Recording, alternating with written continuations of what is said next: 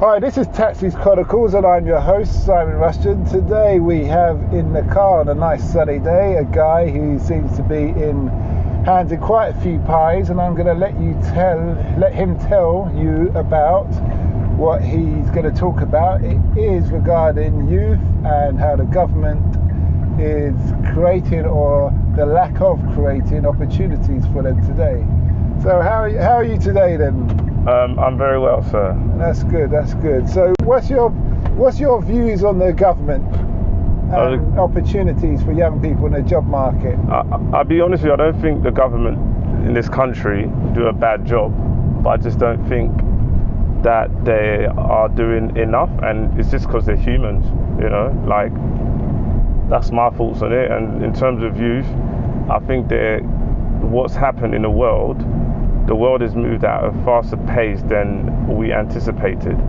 And so now, due to that, because there's so many, bureaucracy, I can't say the word, but there's so many legislations, things to go by, people have to change rules in order to make things happen, they're not able to keep up with the pace, right? And as I was explaining to you earlier on, that now the desire in the job market is very different for the youth. So some of them want to be YouTubers, they want to be Instagram influencers. And at a time I was thinking about advertising, when the whole concept of advertising started years ago, and it was seen as like a weird job, a weird thing to do, a weird profession at the time. So it was frowned upon, funny enough, Mm-hmm. And eventually people, studies happen, and now you go to university and you can study to work in advertising. And same thing with like a YouTuber. Where are you going to learn these skills? Because people just go on YouTube to learn to be a YouTuber, and they go to, no one knows. There's no studies for it. Does that make any sense? Do you think a study is needed? It's absolutely needed. Everything needs a study. Education-wise? From when something is successful, it's off the back of a principle, Yeah. And so it's like we have to understand the principles that govern social media, so we can be able to apply them, because otherwise it's just luck. But we've seen there's enough case studies in place to show that, this happens, it's happened over and over again. Mm-hmm. But people just don't know where to get the information from, and the people that do know sometimes don't share it, and some people don't even know how they made it, so they just think, it's fluke, and it's just this and that. But no, there's things that you can apply and you'll get results. There's lots of... Yeah. Go on. No, it's just this what I'm trying to say, that you have to demystify the whole concept of making it or success. It's not just for a few. Like, everybody can do it if you know what you need to do. And YouTube gives you that ability to become a success as an individual. Yeah, because you've got your own channel. There's people that are on there, doing makeup tutorials, and they're worth millions. There's people like KSI, as probably people know already. Like, there's so many names I can't even think of right now. Mm-hmm. But there's tons of people that have made it off YouTube, make a serious living. I know someone personally, a very dear friend of mine. He has an Instagram page. He brings in 10K a month from his phone. Mm-hmm. And he's not out there sending drugs or anything. He just has a page. There's another person that I know that makes, you know what I mean? So it's like, I've seen it firsthand, and I'm like, well, everyone, I can see there's such a strong desire amongst the youth to do these things, and sometimes they don't have these outlets places where they can go and study to do these things. So now they're stuck and they feel depressed. Well, do you think it's such a... The way I'm looking at it, Mm-hmm. I'm looking at it from the angle is that the beauty of YouTube is open. So you can go on YouTube and people will explain how to start a YouTube channel. There's thousands of videos that are out there in the English-speaking language. Absolutely. I can't speak for other things. Mm-hmm. So in essence, it removes the need for a university and a degree if you want to have your YouTube channel, which is a beauty, because a university are like corporate gangsters. They make you pay £27,000 for a 3-year course, and all they give you is a piece of paper, and then you have to find a job, and it's like there's no guarantee of a job. But with a YouTube channel, if you do the work, you get rewarded. If your use is great, you get rewarded. If people are interested in it, and that kind of cuts the uni people out. Well, I will say I wasn't only referring to university. I'm just saying there needs to be an infrastructure put in place by the government that can cater to that need. Because the thing with YouTube, which you're rightly saying, yeah, people can go on YouTube, teach how to be a YouTuber, but it's also just every Tom, Dick and Harry, where you can get professors and people that actually studies these things, case studies, and showing the practice. And it doesn't have to be 3 years. It can be 6 months. It could just be like, oh, there's this course that's going on at this uni for 6 months, learn how to do this and that. Okay. So we also have to change the way we educate people. So that's where I'm coming from with that. So you're more speaking about bringing it to light the young people who may not be aware. But then they say what young people do today, old people do tomorrow. So young people always leading the way. So in that same breath, a professor would only know yesterday's way. He wouldn't ever know the cutting edge. I've done a broadcast yourself course with a channel called London Real. And they live and breathe teaching people about broadcasting on social media. So, and those are the courses that I would recommend to anybody. Like my daughter who's 16, I would tell her, if you don't know what you want to do at uni, then either just start working or go for like a YouTube course where it doesn't cost that much, it doesn't have to be that long, and then start exercise your skills if you're confident in yourself personality wise. Because that's a problem. A lot of people want to be a star, but they're actually scared to put themselves out there in the public. Well, I will say, and I just want to add to what you're saying there. So when you're mentioning like London Real, this is what I'm talking about. So the government don't have to set things up. They can go to a London Real and fund them and go, thank you for doing that work. Let us increase your funding. What do you need? And we can see that you're producing results. So they can carry that on and they can have those funds and maybe create more of an awareness. So there's different options of studies, right? And in terms of even when you're talking about, someone might not have the personality, there might be a personality development that's needed. So obviously some people are gifted. There's no point lying. Everyone has something, right? And but there's also the part where I'm like, for example, let's learn the psychology of what happens when you do become exposed to certain things, the criticism you're going so people can be insulated against criticism and stuff like that, just to understand these are the realities of success, so with my thing, it's I don't want to give away too much because I'm cooking up something lovely for the world, so but in saying what you're saying there, whatever you're cooking up, I'm sure it's going to be very successful, but I wouldn't worry about giving away secrets. Because as I was taught on the London Real course, is that most of YouTube is about personality. It's not about your content. So you could be selling some cheap Chinese product, but if your personality is likable and entertaining, then you'll sell a lot more than someone who's selling some quality German product in that respect of things. That's interesting. Especially online. I see what you've got a good point there, and they taught you well, I suppose. What I will say is this: when it comes to the whole YouTubing experience and reviews and comments, which is really, it's like what they call cyberbullying. I don't believe in cyberbullying. I believe it's just people don't have the common sense or the strength to ignore things. If I produce something, if you don't like it, whether you comment or not, it's irrelevant.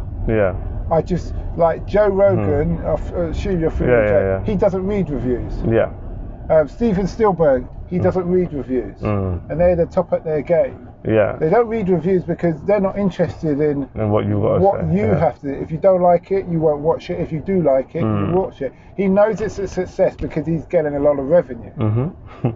So he doesn't have to listen to your comments. Now it's nice that you comment because the algorithm on YouTube is based on comments, not on likes. Now they've changed it since like January. But overall, that's just people arguing amongst themselves and people who can't do what he does. And that's the mindset I'd say you need to have along with great personality to be a. But that's exactly what I'm speaking about. Teaching to ignore. And these are the kind of I'm trying to say, it's educating people, because why do you know that? It's probably because you've done the course and you was enlightened. I just don't care.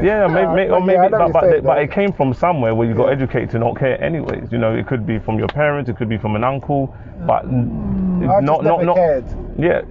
That's my spirit. Yeah, but you might have never cared, but that was, some things are imparted without us, even someone telling you something. Have you got kids? You said you had a daughter, right? I'm sure you've seen things in her that she's picked up that you never taught her, that you know what I'm trying to say? Probably her mum's side. Yeah. I'm not getting involved. Yeah, but it's I think it's things like that, because there's some stuff I was never made aware of, and like, oh, thank you for letting me know this and this, that, and the first. So let me ignore comments, because by the way, I'm like that. I'm not someone that would read good reviews, and I won't read bad reviews as well. I just don't care, you know. But I was taught that. You know? No, I understand what you're saying, and I think it is. They say good times create a soft nation, hard times create a hard nation. As in productive and less productive. So obviously we're going through we've had good times, and so I think the new generation, the millennials, are really soft.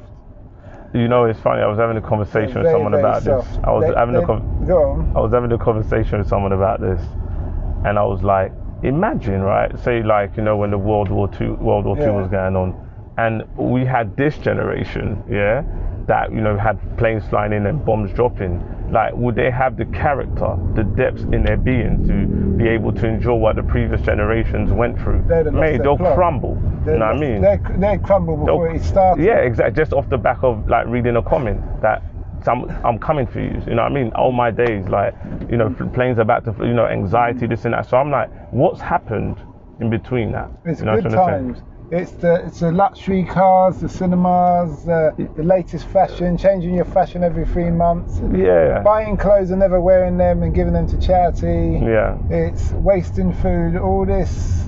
I think my right matters, my opinion matters, you have to listen to me, you have to... All that kind of attitude just makes people soft. Yeah. I think, the world is they're going through a bad time. I wouldn't say the world. Yeah. You could argue the Western world, but I wouldn't say the world. Okay, cool. No. Think about it. If you go to Palestine, they're not soft. Yeah, most definitely. They're not soft. I can tell you some places in Africa, they're certainly not soft. They're like, getting on with it. And I was talking to someone about this as well. I was like, look, a 16-year-old in Africa and a 16-year-old in the UK is two different experiences. Yeah. You get me? They're mature, but it's because of the environment that they've been put in. They've had to. So sometimes we mollycoddle people too much, you know?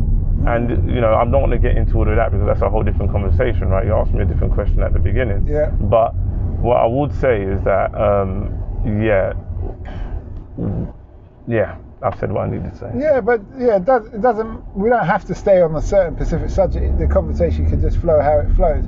My overall thing is that I agree with you, and it's nice that people will teach the younger ones that if you want to be a YouTuber, this is what you're going to do, and this is the way you go about it. But what my fear is that education will try to take that on board and try and establish it that if you want a job doing YouTube channel or something like that, you have to have done their course, and they're trying to ramp up the prices and stretch the course to be longer and all these other things. Yeah, but it only needs to be a couple of weeks to a month. Absolutely, really. But this is why when I'm talking about we're cooking up something, because I've understood something with the government, if they see you doing something that makes sense, because we're self-funded, we don't need no one's money. You know what I mean? So we're good.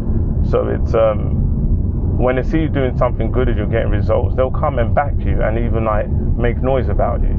So that way you're not going to come and dictate the terms to us. You know what I mean? We'll tell you this how we want. If you don't want to work with us, it's okay, because we're good anyway. You know what I mean? So, and we're getting results, so it'll be.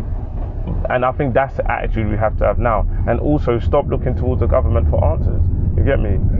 Like, of course you pay your taxes, so you should have a level of expectations. But if they don't do something, do it yourself. You get me? Or there's not enough this and that. So what's stopping you? There's funding available.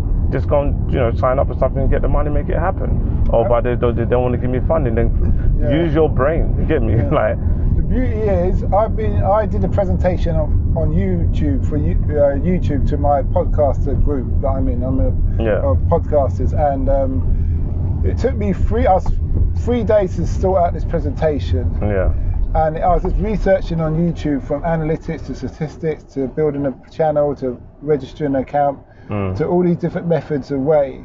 And we only got through half of the presentation yesterday. It took about 2 hours because about the way people were asking questions, firing questions. But I did warn one of the guys at the start. I said, YouTube's a different kind of beast. It's really advanced, and you can go down so many rabbit holes and expand it.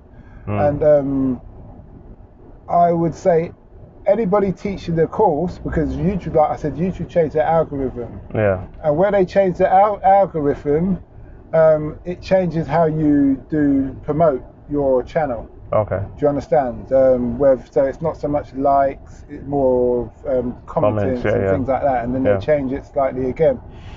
And there's with taglines instead of hashtags, etc., etc. So anybody who's teaching that needs to understand about the algorithms and needs to constantly be able to update their course content.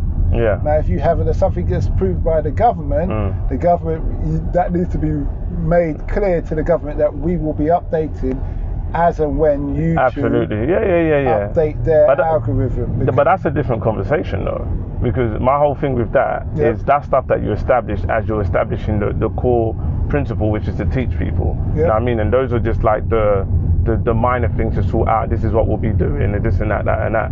But the main thing that needs to be made sure that we make happen, because when you look at people, what's one of the main reasons people are depressed? You know, because they're not getting to do what they really want. They haven't got a purpose. Yeah, they ain't got a purpose, and their purpose, they don't see how it's going to be fulfilled. They're like, you know what, I really want to do this, but I'm working in Costa. How did that person do it? Like, they're on YouTube, they're letting you know a few things, but you don't understand that anything that is successful is off the back of a principle. You know, there's no such thing as they don't exist. So that's why let's learn the core principles of what makes things happen. And sometimes you realize, you know what, maybe I want to be a YouTuber, but I'm not talented in this area, but I want to be a part of the whole movement. Maybe you want to set up things in the background, but these are the things that need to be, we're only talking about YouTube, there's so much more to talk about, but different disciplines within the creative field. But I'm looking at it and I'm understand, and I also trying to understand what's the bigger, what part does this plays in the world in terms of the bigger picture. You know, because I like to think of the bigger picture. Do you know the number one YouTuber in the world who makes the most money is a 7-year-old child? Oh, okay. And he started when he's 3 years old, and all he does is toy reviews. Yeah. And he gets 1 billion views. There you go.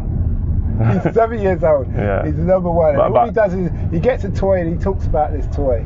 Yeah. This toy is he was helped with his parents, but now he's 7. He's off. Yeah. And he's the highest paid. So that's a very good 7 example. 7 years old. And most of the YouTubers, especially in the States, are 18 to 25. Yeah. There you go. So look, I'll tell you something, right? My whole thing is not to, like, when I think about this, I'm not thinking about, this person becoming the next millionaire. I'm just saying about you get a career, you're making 40 grand a year. You get me? From doing what you love doing. That's still, to me, that's amazing. Because you don't have to do something else. You could even make 30K a year, you know? Obviously, the problem is everyone's trying to become, it's like, you know, I don't bet or nothing, but I've been to the casino a few times, right? The problem with people in the casino, they're trying to get rich. If you go to the casino and think, I just want to make £100, you're good. You know, like, and you do that every day. That's what 6 days a week. Like, so you got cool. You make 600. That's 2,400 a month. You know, that's just trying to make £100 a day. But when people go there, like, I want to try and do this because you see what the other person did. Forget that. Think of like what makes sense. You know. So I think like when people. So my whole thing is not trying to make people millionaires. It's just for you to get to love to do what you love doing. You get me, and getting paid from it. Well, on that note, I thank you for your interest and input. It's been a great podcast. For the listeners out there, please do not forget to subscribe and listen to our other sister podcast called Africa Investor Stories, all about investing in Africa. Apart from that, have a nice day.